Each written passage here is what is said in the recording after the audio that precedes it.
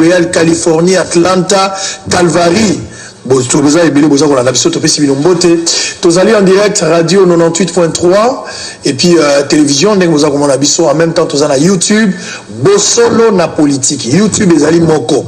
Bosolo na politique. Il y a un desika boko bokota. Ezo ko mana kana suka lokola kasongo. Et comment mina lingala. Et puis tous allez wana na drapeau ya mboka pour mon emblème ezali. Naza kotangela bino ba journaux avant de recevoir les invités parce que actualité ezali tellement makasi.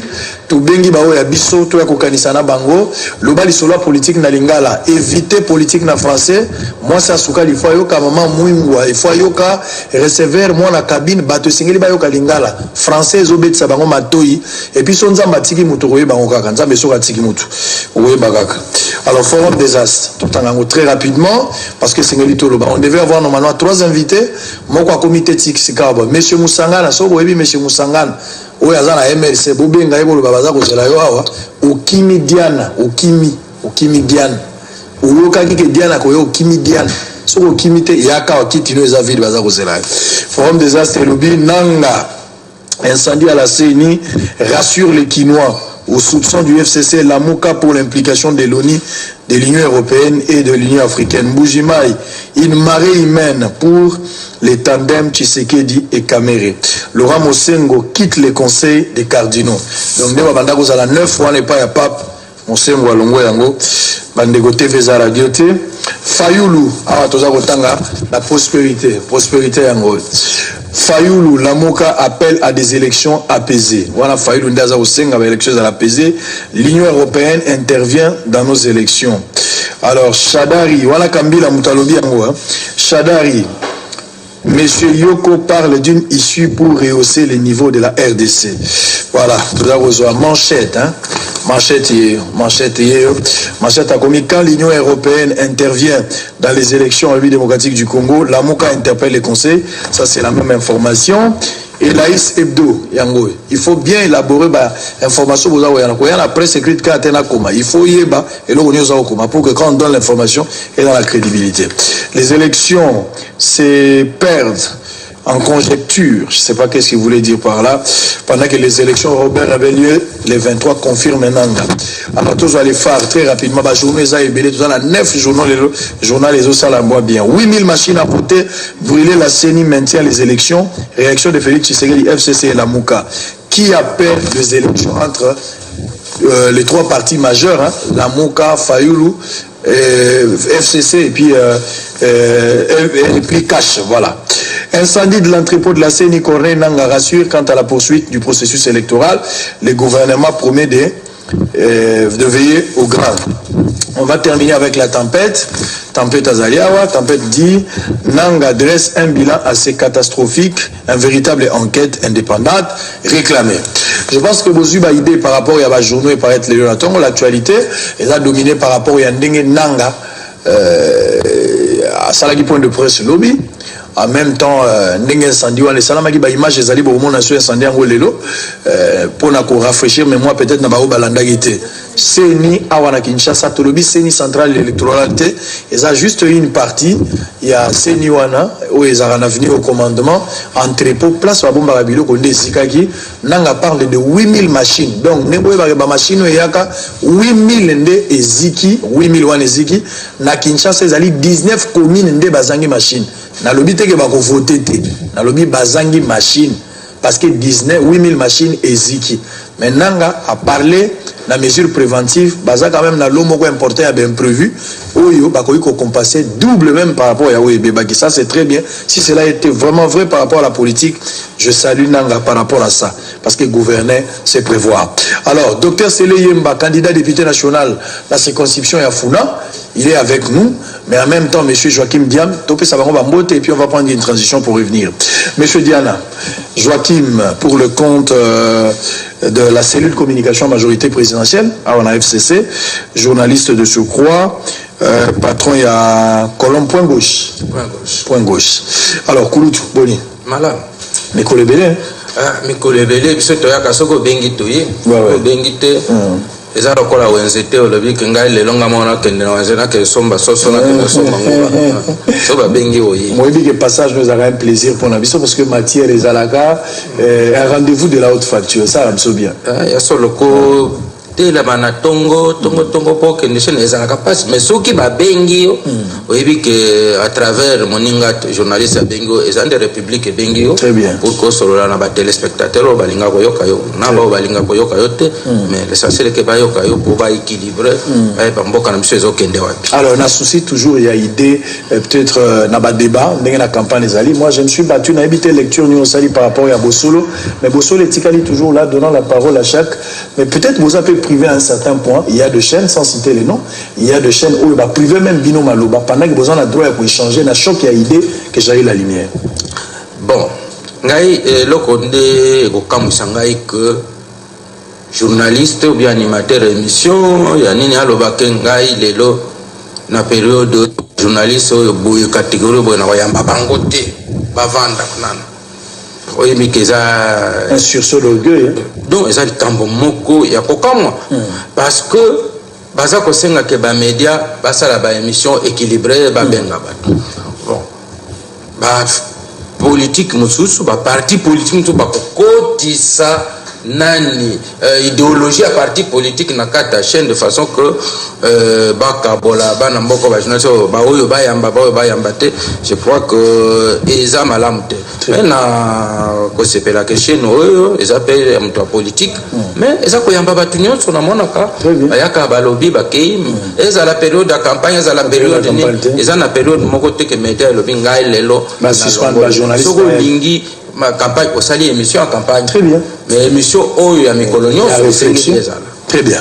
Alors, Dr Sélé Mba, candidat député national na circonscription ya Funa, numéro 531, Azana Bissolelo Awa, pour le compte ya cash, parce que Tobenga Gipende Komoro ya Lamuka, ndeko musangana na comité tolingaki ndeko ya cash azali ndeko ya Lamuka azali et puis ndeko ya FC azali mais musangana jusque là na comité est-ce qu'azana avion ngana éviter ce gars au coma erni ce gars comité l'essentiel que l'équilibre est là bisotolo va parce que bino nde boza kozela et puis musangana aza sous candidat député moi je me pose la question avec ce retard l'Assemblée nationale ba boma déjà peuple na yo ya il y a pas de problème ndeko 531 mbote na yo Tokutante Mikolo Belé, na même ordre d'idée à l'élo quand même, boni évolution à campagne, boni évolution à campagne. Non, tous mes amis, candidat Nabiso, président Félix Tshisekedi numéro 20, Azaraki lobby na Mbujimai, l'élo bazo zelaye na Kananga, lobby à Ozala na Lubumbashi. Donc, qui mes amis, Azali Serein, et l'ongona directeur de campagne nae, président Vital Kamerhe, président UNC, na pesi bamonye son mote pour le président Félix Tshisekedi, Tobenga Gaye, Maboko Pembe, président Vital Kamerhe, Azali Motema Pembe. Oui, Sala Kiwana, il a fallu que mobali na nyoso ozali pour que ondima kotikela ndeko na yo mususu mobali o azali pe na ba qualité ya makasi président Félix Tshisekedi topesi ba moyo mibale moka koswa. Très bien. Alors yo moko personnellement campagne no pezole kamalamu campagne zole kamalamu na sali na funande o annoncé numéro 531 na pesimbote na ba mama nanga veuve ya makala ba benga inga na tongo to sololi na pesimbote na ba jeune nanga ya kalamu ya kasavubu ya ngiringiri ya bumbu ya selembao ya bandalunga bango nyonso ba 7 communes ya funa bozwa mbote ko utepa ya candidat na bino numéro 531 Dr Seleyemba. Très bien.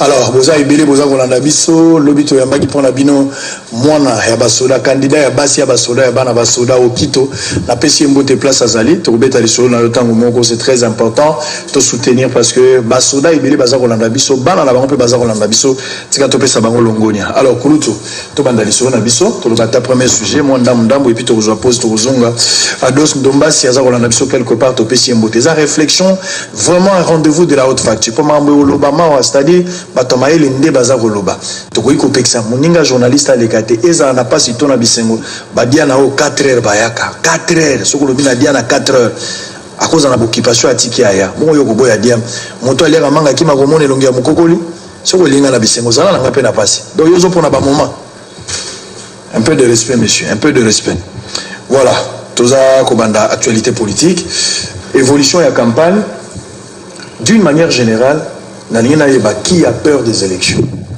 entre Cash, Lamuka et FCC. Parce qu'il y a des accusations mutuelles de part et d'autre. Surtout avec tous les méandres comme on a campagne, nani azali kubanga élection, nani azali près na élection.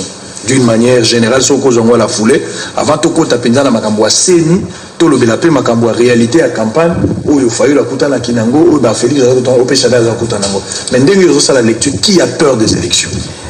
Oyebi ke moto azako banga et monanaka. Ba peuple congolais, ba kinois, ba Holanda, ba médias na biso ba yebi moto yo azako banga élection. Pe tout le monde en banga pe na tierra nanga lolé monanga na poche ten ba polele. Ceux qui ont tali déjà ndenge bakendaki Genève. Tango bake Genève, tango esanga koti mobulu, c'est l'opposition. Opposition. Omoni nani déjà akendeki kuna pour asa la stratégie ya kosala que élection ezalate.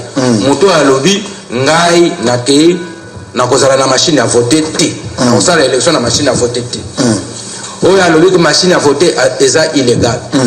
Tango oyebi que pays na biso balobaka gouvernement akoki de sous kosala élection ti. To pesa élection na commission indépendante. Très bien. Constituer PC commission wana ba prérogative nyonso. Sauf na assemblée nationale akokende kosala rapport mutu moko te akoki kopesa injonction na seni. Seni a lobby to kosala élection na machine à voter parce que accord ya Saint-Sylvestre sengié a luka mécanisme moko ko réduire ko ya ba élection pe faciliter que élection sala mokolo moko élection misatu na mbala bon. A trouver mécanisme wana lobby machine à voter. Machine yango wana yo olobi ke oko voter na machine te machine za illégal kende na cour constitutionnelle.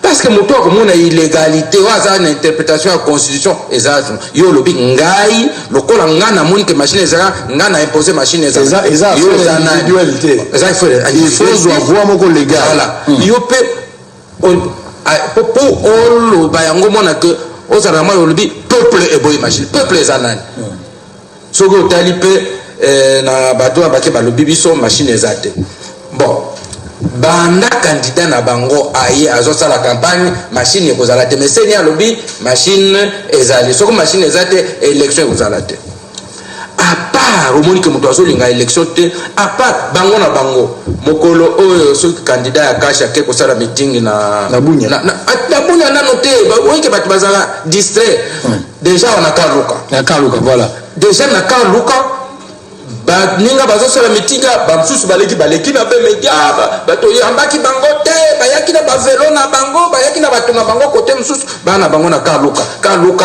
eza propriété ya Lamuka. Donc ozomona déjà que moto abandi mobulu awa na Kinshasa moto azobangele bon tango komi soki na bonia problème est suffisamment grave. Suffisamment grave. Na discours tous non avec Lamuka et Kashi tous ensemble nous avons qu'un seul ennemi. La réalité et Lamuka a bandi bitumba contre Moninga. Pour la nini pour a Monique Moninga lobby ngai na aucune élection machine ezala te. Bon, Monique Moninga a trahi. Sur le but que l'élection sans machine c'est qu'on ligue élection et ça la maté. Très bien. Alors motoazo banga élection à mon ami pour les la tango okende ama nazo tuna ba lobi ke ba empêcher bango ba kende na Kindu ba Kalemi na Lubumbashi pona nini kaka kona pona ba empêcher na Kisangani te na Goma te ba empêcher kaka na Kindu pour ayebi ke na Kindu akosa la piaka pour Kindu ça fait femme mususu akosa la piaka asali instrument pour hier a gay pour la kisaba fou de la même manière si candidat à Lamuka a PC si au discours que va retenir exact à part nous avons fait les pleins donc candidat et là ils ont plein très bien alors quelqu'un doit aussi la plainte dans le Lubumbashi comme bazar na ba créer ba condition de façon que parce que soki bango basa la meeting ti basilisi elinga za l'échec pour ça dit personne bango bazo le combat ici bato batikali ko pekisa bango bakende Kindu bazate eza stratégie na bango na yoki mama bazali ba lobé dango nous avons eu des échos, que c'est ceci, cela. Donc, Bazako créer des incidents. Très bien. Conseil de sécurité, au benga conseil de sécurité, au benga ta police, au benga conseil de sécurité, au benga communauté internationale. Mais parce que, ça lui appelle le conseil de sécurité, parce que, à mon avis, à niveau interne, la police a accompagné le pouvoir en place, la place que la police a accompagné les autres candidats au même pied d'égalité, mais la police est accompagnée des pouvoirs en place. Alors, le rôle de la police, au milieu du village, bengi institution où ils allaient supérieurs par rapport à la police. Ndeko nanga to mona police awana Kinshasa full. Tango patriarche Tshisekedi azongi full. Oyoki ba beti sasi. Non. Ba meeting ya sali na place Triomphe. Oyoka kiki ba beti la sasi. Non. Pour nani? Pour leader soki azako ya ça un objectif à atteindre. Ba leader mso ba un objectif nini? Ba beta masasi pour que ya l'accès na comité international que ngana l'accès na batunga ngana sa populaire. Donc ba objectif ande wana après ce que Monique a zangi stratégie alors docteur Sélé Mbaboza et Bélé Boza Rolanda Bisso n'est pas le bino et c'est là qui y a 3 personnes pour équilibrer les débats. Monique tant de Godiana Zuawa azobeta déjà la Moka Bambata mais de Musanga Nazate j'ai appelé, je confirme le rendez-vous, 3 personnes, Sélé Mba pour le compte en cash, Lamuka, M. Moussangana, et puis M. Diana pour le compte, il y a MCC. Boumonia que Moussangana a été, Nana vous a la porte-parole, il y a Lamuka. Donc je donne l'occasion aux gens de pouvoir parler. Ne maintenez pas rigueur, on donne l'invitation, la personne ne vient pas.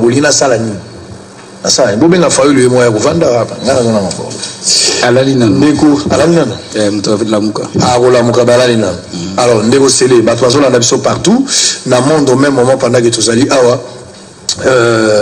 dans même ordre d'idée, Nani a ça banga élection vraiment. Apparemment, guerre est commis les lois, de quoi relever le mot très important. Dans mon discours, il y a la mouka, na cache, et Zali appelle à l'unité. Mais en réalité, unité, ça se sent pas sur terrain. Accrochage et salami belé, quand il y a Kalouka, quand il y a Bounia, moi, ma place est belé. L'objet de Fabrice Awa, vice-président, il y a eu des PES, où ils ont réclamé, ils ont condamné, moi, acte à barbarie, où ils ont la campagne, accusant la mouka. Alors, c'est longtemps que nous avons vraiment lecture. FCC, apparemment, la peur a changé de camp. Et ça, le FCCT, c'est au niveau en interne, pas la binôme opposition. Là, nous avons une élection. Tendeko, nakoloba na compte awa ya cash, mais motuna otuni nani azobanga élection. Déjà, kulutu dia na otiopesa moi briefing et puis ba congolais nyoso bazomona. Bazotala provocation ezouta wapi ipa nani pepo nani. Natangi ba ima ba ikrinyoso na landi campagne de nous évoluer. Nulle part je n'ai vu Bissou Batouya cap pour le changement, Bissou Batouya camp du changement. Koyoka tukendai kotumbola mutu ezala mutu ya ngambo ya majorité to ya ngambo nini biso tozana ba considération na mikete. Président Félix Tshisekedi a concentré le président Vital Kamerhe pour que tu gagnes l'élection. Donc même pas le temps ya kolanda nani ya salinini topé nani ya za ndenge nini to ndenge nini te. Mais tu ebisika na bande kona biso ezali mawape soni.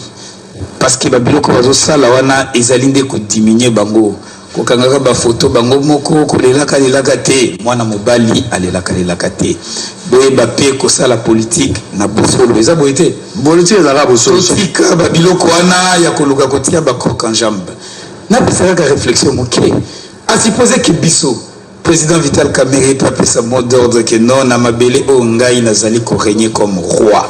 Ce qui bande quoi na ba kiti faut pas sentir que mabele za ngai. Et aux alandés ce qui président Félix Tshisekedi a lui que place yepé a régner ka lokola nzambe. Ce qui a lui que non de ko Israël a kotia makolote. Et ko mandengeni.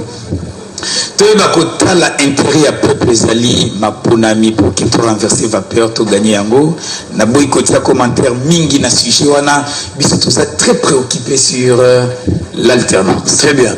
Alors, tout le bien ma machine à voter pour yangonde penda ezali processus électoral d'une manière générale mais pour moi pour la machine à voter place wana siko il faut penza matière bima parce que motolo ya likambo vandi nesika wana. Le 23 décembre docteur Seyle numéro 531 à commune circonscription à Funa, élection ezali confirmée pour le 23 décembre. Nanga azali quoi bon en fait j'allais parler de Nanga c'est pas tellement Nanga.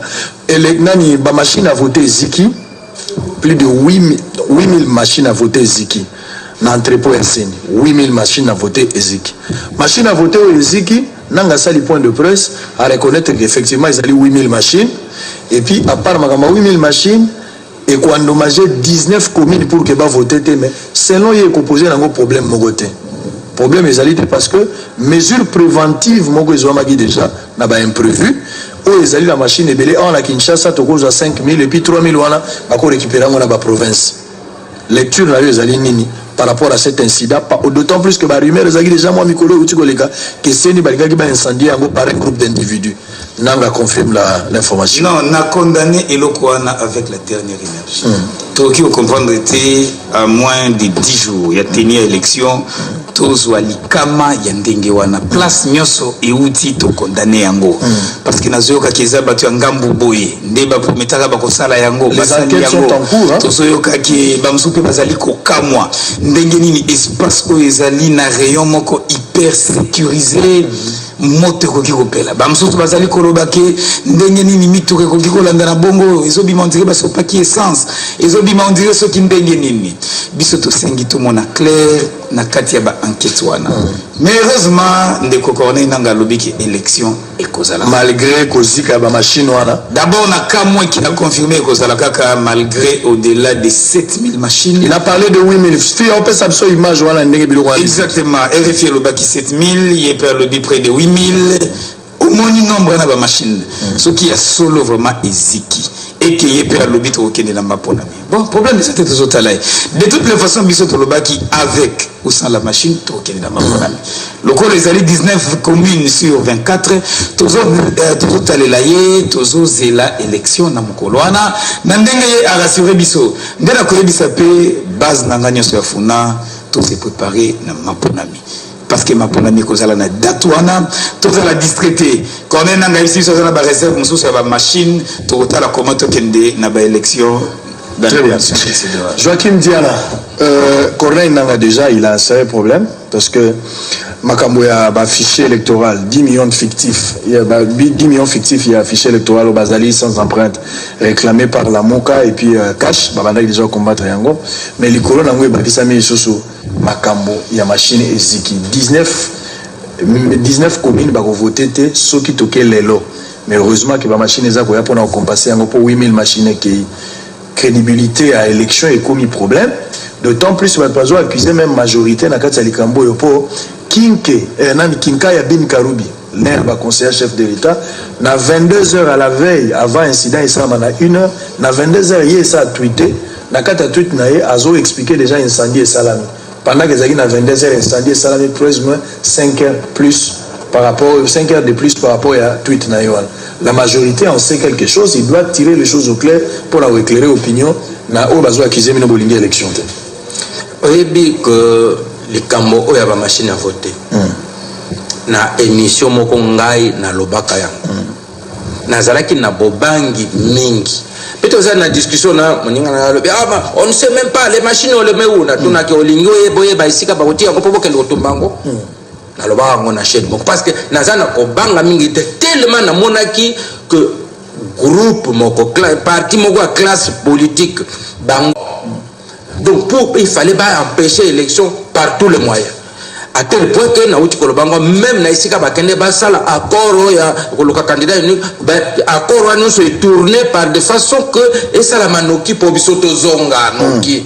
Donc pour ceux qui que élection machine union choisi qui passe on va pas les laisser gouverner seuls alors au dialogue voyons comment on va chercher de nouvelles machines et puis tout ça le processus il y a malam il y a loko baza koluka est-ce que bozako vendredi tango président Asseni a bengi ba chef média nyonso na tunda ki la question sur la sécurité des machines na tunda ki donc ezali kambo moko te tango yebike batu balinga to tanga petite moko ya muto alamuka lobi nous allons brûler ces machines muto alamuka pa lo ba oui tu ezali na utindo la ngolo faut tindela na Twitter la biloko wana ninga ndé yango alors à ce moment là tu que ezako donc nayuki bango aliono bato majorité bato ba président oyebi ke likamwanda na soga attaque moto au raisonna ça na moto au un balbi que Seni eza sous les ordres ya ya nani ya FCC.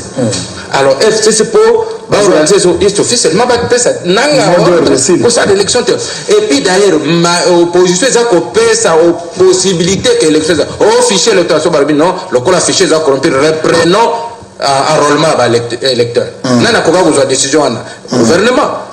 Oh, tout ça, pas de machines, non, abandonner les machines, allons-y avec les bulletins, parce que ça l'a mis.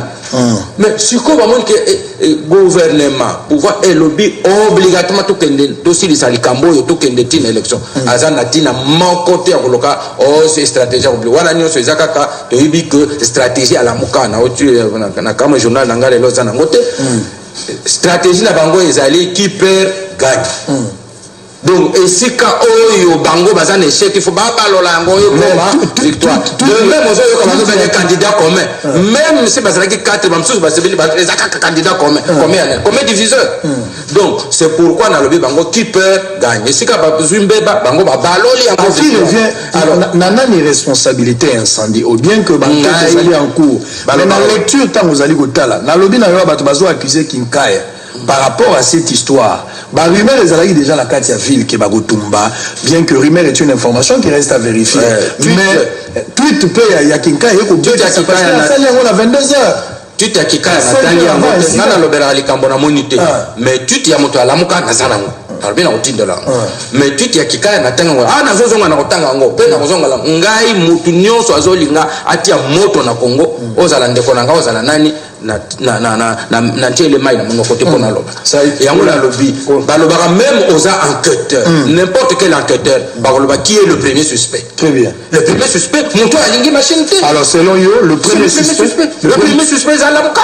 Le premier suspect c'est la Kongo koluka penza à gauche à droite nani alingi leader na bango alobi nini na mboka oyo mutu moko te akoorganiser élection na ba machine alobi yango na tourner na oyo élection moko te ko salema avec machine akopekisa machine ndenge ni alors exactement question na ngai alors mais ko boma ya machine Fayulu aza limité pe na ba moyen Fayulu aza na armée te Fayulu aza na armée te Fayulu aza na ba milice te par quel mécanisme Fayulu akoki ko pekisa tenue à élection un seul individu, voilà. Pendant que la CENI Azali, la moyenne, la police et l'armée là pour accompagner et sécuriser. C'est Yangonga Natonaki, ceux qui sont leader, il y a la Moukabazaki, la possibilité d'imposer la machine. Il fallait pas commencer par imposer candidature à Jean-Pierre Bemba dans la CENI.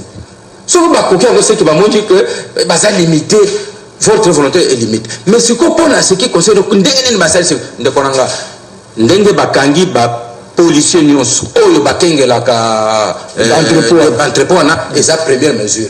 Est-ce que eza mascarade te tango bakocreuser ndeko na nga oyebi na ndenge mbongo ekomi pasi awa bato na pasi na policier omona soki bapesi lelo $10,000 bapesi ba promesse tokokamata yo boye tokosala boye aza capable d'ailleurs mutu moko akoyeba yo ta donc parce que très bien ce qui c'est la nani wana ezela kaka 9 le jour l'élection et c'est le premier suspect ebani ndeko sele le premier suspect selon l'analyse ndeko Diana ou azo démontrer d'ailleurs tweet au yabato à la Mouka et on l'a sepelé qui Moussanga Nazala il allait vraiment appeler sa point de vue Moussous mais malheureusement azalité mais il faut ça la quand même lecture aux alliés honorables futur il faut ça l'honorable il faut ça la lecture au boya kolobate so boya kolobate c'est-à-dire tu connais quelque chose il faut la penzana il logo ya koloba la mambo alors on accuse si est-ce que la lobby de la boycolo non mais on a zo maloba les kambo ya tweet wana okinde kwa lobby mais la police azali na makoki ya ko déjouer attaque wana parce que ba rumeur les agents na kati ya ville la police par prévention akokaki ba service à renseignement ba bureau de bakanga bato na nzela masina ko fuyaka bato bureau d'azo tout na attestation de naissance en tabac et so kan tabac na attestation de naissance au monde au lieu que se focaliser la marambo za mbogo za important au bandota mona motorola yo soda utela o che grumete amunene ozo boza bureau da yeba na ba yo za la bendice militaire ndenge ozo bisa batu boza bureau de est-ce que yeba na PCRS ça muto yeba na kate sans indice mais aza na relais information o yo za muto renseignement o telemi na ponga be ozo mena masango che motorola na body o influence ka basi na muto renseignement monsieur tu travailles où au ça tu travailles où kende o teka makala longo na renseignement na musalo za usala. Voilà, donc la police a quoi déjouer l'Okoyo avec tous les éléments à disposition, mais la police a surpris et l'Okoyo commis. En début de cela, Batumso va salir lecture balobi makabosa la na prison pour femme. Ils ont une histoire montée de toutes pièces. Et dans la même ordre d'idée, gouvernement Oyo a sali l'aventure naïe pour que Atumba va annuler l'élection Zalate. Olobi boni. Olobi toi lobi affaire ezali na justice esengeli ezala commenter on ezali pona bango ya solo biso ba politique esengeli to lobata moi eloko moko. Il faut le ba. Pour esalemi wana ezali quand même grave. Olobi na kometa c'était na espace oyo ba entrepôt ezali. Bon, to condamner nanga oui. Mais à Boston, qui est le principe simple, on ne met pas tous les œufs dans un même panier. On va créer 2, 3, 4 entrepôts, on a vu la Kinshasa, et puis ils ont sécurisé Yamakasi. Mais place Wana, en diagonale, Tozali, na état-major général Ezawana. On va déguiper place pour former les militaires Ezawana hyper sécurisé. Pendant l'hyper et à place Wana, Tozali dans cours d'ordre Moussika Mingite. Quand Kokolo Zali Moussikate, il y a seul garde républicain qui Zali Moussikate. Qu'est-ce qui s'est passé en termes de faille, de sécurité pour que Moto et Pelawana? Moto Kopela, je pouvais encore peut-être relativiser. Mais il y a ça la passe Makasi. Comment Moto et Peli depuis ce qui déserte jusqu'au petit matin, Moto Zalaga Kopela. Pendant que tu as dit que le camion, moto, et ça la musique, et ça na croisement justice, pembeni ya collège Boboto, et ça musique, bazanga ki mai, accessibilité, problème, et ça la kinini, pour que moto ait décimé nyonso ça la kiwana. Et aussi en matière il y a entreposage, batunyo sobayebi. Était na ba entrepôt mingi. Courant et la kate topé bakataka courant régulièrement parce que source mingi y a incendie et la électricité. Mais le col na yo ki bakangi déjà ba oyo balala ki on te pesengela ki bazala wana biso peuple to mingi to mona clair. Moi ngongeza muke to ko bisa nanga a multiplier il y a solo effort makasi pour que report à l'élection et ça la maté. Si la majorité est pointée du doigt, c'est parce que Batu Bazali Komona Netikaka, on dirait Balinga qui était, c'est comme si Kabila n'était pas prêt à Kokinde, et l'Okwana est commis. Ici, nous ne l'accusons pas, les Tantoyeba, conclusion des alliés en cours. Est-ce que vous avez la confiance dans la banquette ou la police n'a besoin de ça, d'autant plus que la banquette est bellétique là inachevée, enquête sur mon ancien métier, le place mon ancien métier, enquête est aussi le ministre de la Justice qui pose la question, il n'y a pas de problème. Vous avez raison. Le dossier est vraiment inachevé. Il faut que l'actuel régime soit changé. En tout cas, nous avons un peuple congolais. Tout ça, la confiance dans le président Félix Tshisekedi, tout ça, la confiance dans le cash et c'est alternance et ça, le sommet de l'État pour banquer et bandaka. Ici, la kate. Oti kotanga kutu ebele déjà moyena bakisa kutu ezate eza ebele ya babiloko ya mabe enquête a reçu mon crédit lelo jamais na kosa makate bandeko bazokamba biso babosani que c'est la justice qui élève une nation ce qui mbebe ezali et que bo rétribuer ba mefete ba mbeba te nani sala kinini eloko na ndesala ke mboka et continuer na kokita tozo c'est la tout monde ba conclusion ya enquête oyo mais na kosenga na nanga à redoubler l'effort pour qu'il n'y ait pas de report. 2-3 raisons. Déjà, nous sommes en pleine campagne. Koluka ko reporter, c'est embrouiller les calculs des candidats et président de la République, députés nationaux et provinciaux.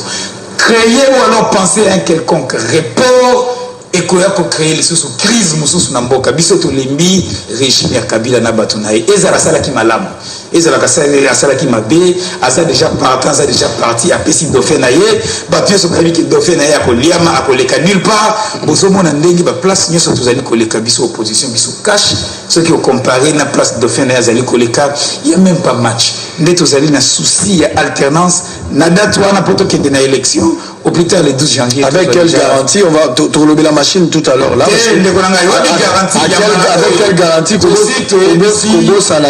Kobo Sanate il y a solo va plein beaucoup Goloba cash cash aza na sérieux problème parce que nayokaki ndeko alobaki zela ndeko alobaki eloko moko likambo ya ba fief yo po lobeli makambo ba fief mais toza na ba information Fayulu nani Félix Tshisekedi na Kamere eza na certains coins ya est oyo Fayulu alekaki liboso accueilli comme un prince mais bino boleki ba wolo libino donc boza na est wana eza liso bino kaka te même Fayulu kotaza la fief aza ce qui ozalo ba makambo ya kolola biso to sala ka politique na bosolo ce qui va groupe moko ya bato ba pesi bato mbongo pour que baya ko bolola dans un milieu où biso to sala est-ce que vous voyez que ça parce que président Félix Tshisekedi na Vital Kamerhe baza très sage. Il suffisait de donner un mot d'ordre à ces vingtaines de personnes qui voulaient perturber nos manifestations. Ils seraient peut-être tués. Mais le quoi, tout ça, on a souci à Congolais, tout ça, Bundela, tout petit message n'a bango et les cas. Mais en termes de mobilisation, il n'y a pas commis mesure. Ne comparons pas quand même président Félix Tshisekedi ou bien Cash, n'a pas comparé tout le monde. Il n'y a pas photo, terre lobby. Il y a des gens qui ont été avion à l'aéroport en Mbujimai. Tout comparé à Biloko est comparable. Mais au-delà de cela, parce que l'inquiétude est zalito et zalaka. Biso tozo senga naba militant na biso, na peuple congolais. Mukolo ya élection. Aussi ici ko voter. Osongi nanda ko lié fufu, osongi biso na bureau de vote. Yambala o isengeli to sécuriser vote na biso. Tolingite Docteur Sele Mbanafuna va voter qui est 531 à Bavoana. Président Félix Tshisekedi va voter. Et puis, comme on a affichage, Bavois, ils ont mon avis. Très bien. Tu as déjà dissuadé. Oh, nous sommes au bureau de vote pour que le résultat n'ait pas et Matalikolo et Lomobani. Alors, vous avez belé, vous avez un abisso Skaboche TV Moko, na radio 98.3, na ba bus, vous avez un abisso, na ba camp militaire, vous avez un abisso, na ba zando, ba tobazo un abisso, na ba terrasse, ba tobache TV, na ba sanzete, ba toba vandi misa ibandi, même na ba bureau nyon sur institution ya l'État, ba soda na ba guérite, ba policier na ba guérite, bo chepe ba TV na bino, même na ba chaîne na télévision, bo tiki na ma na bino ya TV programme. Mais en même temps, vous avez un solo pour Missa et Bandi Sangwa Zalia et Zabosana. Mais vous dites, Uruki Marambo Ndekwalubi, mais Ngai Nazo Mituna, Nanga parle d'une enquête sérieuse. Enquête au Salama. C'est vrai qu'enquête est en cours, Tokoki qu'on pensait sur l'enquête était. Mais toujours là, histoire du passé pour mieux préparer l'avenir. Notre police n'a jamais mené une enquête et puis enquête où on a une solution, on a il y a des enquêtes éthiques inachevées. L'Italie a enquête éthique et il y a noté garantie nini la nanga na motema par rapport à la enquête. Ça c'est à Liboso. Il y a mis balé makambo ya 8000 machines na tuni yo question mi balé makambo 8000 machines wana nanga kwa nango dans l'information o bato mosusu selon bango bazali koloba 5000 machines à Kinshasa qui posent problème.